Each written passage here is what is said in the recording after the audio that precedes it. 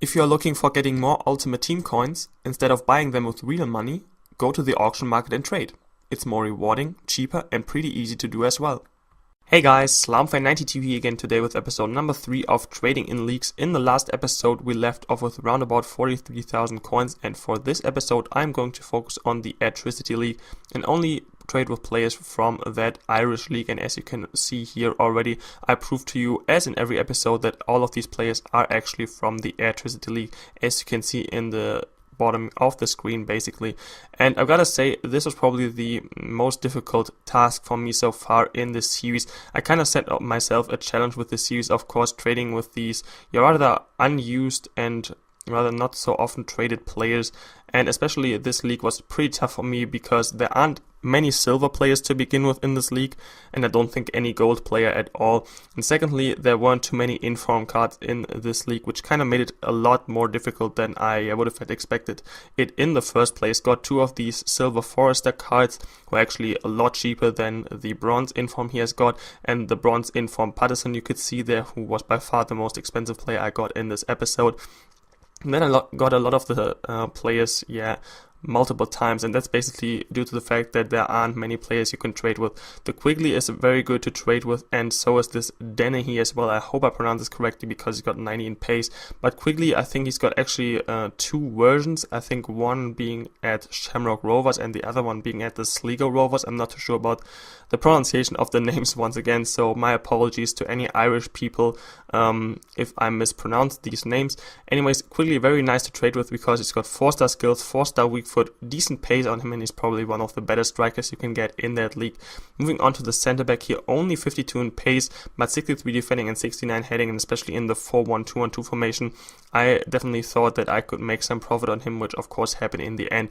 To be honest, the total profit in this episode isn't too big, and that's simply because I didn't want to trade once again with these players and just leave it at that. Actually took me quite some time to sell all these players, I think around 4 days maybe.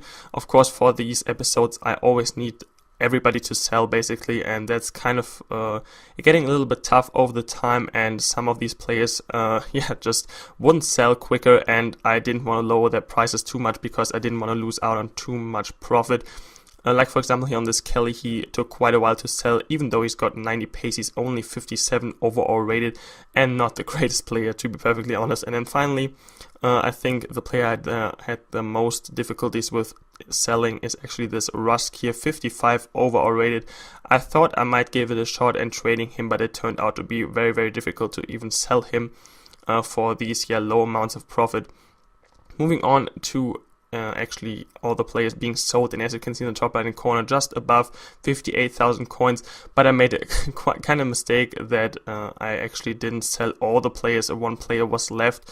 Anyways, you can see that the silver Forester actually sold for the price I initially put him up for. The Patterson, I had to lower him a little bit just because he isn't really that good of a card, and the Quigley sold, I think, most quickly, which is kind of ironic concerning his name.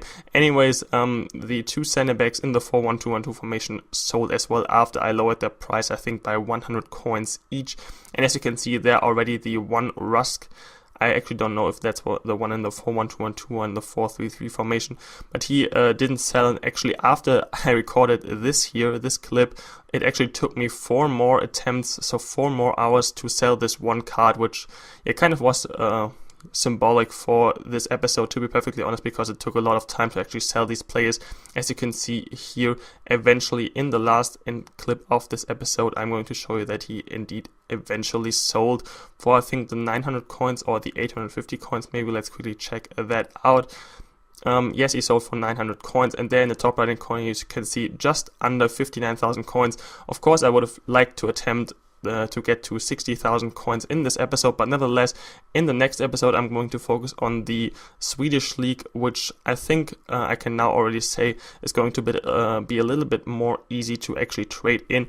So anyways guys, this is going to be the end of this episode of Trading in Leagues. I know the profit isn't the greatest, but just clearing up one thing at the end of this episode, this series of course isn't necessarily about making the biggest profit on the players. It's more about showing you guys that you can actually trade with almost every single player on this game. And I set myself kind of a challenge because trading kind of gets boring after some time if you do it for too long, and there will of course be some more profitable episodes once we get to the actual bigger leagues and the better players you can trade with. So nevertheless, I hope you enjoyed this episode of Trading in Leagues. Drop a like rating on this video if you did so. Other than that, thanks a lot for watching and for listening to the commentary as well, guys, and I'll talk to you later.